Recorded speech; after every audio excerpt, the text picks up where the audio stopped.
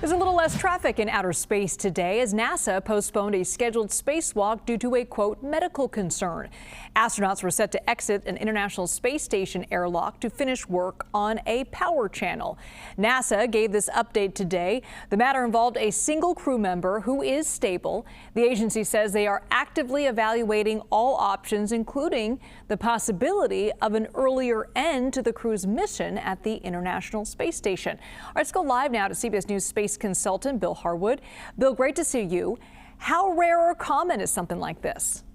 Well, it's extremely rare. You know, it's never happened in the history of U.S. spaceflight for a mission in progress to be cut short early. Now, the Russians had a flight like that back in, I think, 1974, something like that. They had to bring a cosmonaut back to Earth because of a medical problem, but it's never happened to NASA, and it certainly never happened in the 25 years the International Space Station has been continuously staffed. So it's a big deal all the way around. And Bill, NASA, we know, has a news conference scheduled for 5 o'clock. Can you talk to us about this mission and what a delayed spacewalk could mean for NASA? Yeah, and let me back up 1 second. When I was speaking of something that had never happened before, spacewalks have been delayed, but a mission's never been cut short. That's what's on the table here. NASA hasn't announced that yet, but it is a strong possibility. So losing the spacewalk, that's not a big deal. You know, they've got time to schedule spacewalks down the road. This wasn't some critical path item they were trying to get finished. So that in itself is not that big of a deal. But the fact that someone got sick enough or ill enough or injured enough to prompt NASA to consider bringing them home early, that's a serious situation. And so we're going to be on the edge of our seat when this news conference happens to find out what NASA has decided to do about that. Yeah, I'm curious, Bill, what happens when somebody gets sick when they're on the ISS? How do they treat that individual? Do they have a medical team, or what happens?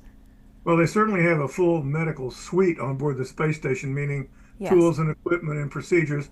At least 2 astronauts on every U.S. flight are trained to handle a variety of medical problems. One of the astronauts up there right now is a former EMT, emergency medical technician, and also a medical physicist at the Harvard Medical School before he became an astronaut. So they're well able to take care of just about anything that crops up. But obviously, something more serious, think things like appendicitis, a heart attack, something like that, that requires care on the ground. And in those kinds of cases, they want to get them back down as soon as they can. And of course, to do that, they have to take the entire crew with them. You know, these guys came up on a Crew Dragon. They would go home on a Crew Dragon, all of them together.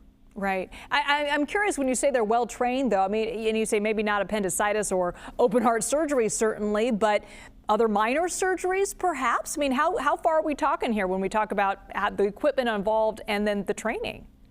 Yeah, I don't think any kind of a real surgery is contemplated by anyone at NASA. In those kind of cases, they would simply get in their ship and come home. Now, one of the interesting things about this is anytime a crew leaves, there's only 1 American on board. If this crew comes home early, that would leave just 1 American who launched aboard a Russian Soyuz to manage the entire U.S. segment of the station until a replacement crew gets up there. So if they do decide to bring this crew home early, one wonders if they won't try to accelerate the launch of the next crew so they can get them up there as soon as possible. Sure, to make sure that they maintain that U.S. presence there. All right, Bill Harwood, thank you so much. Always great to see you.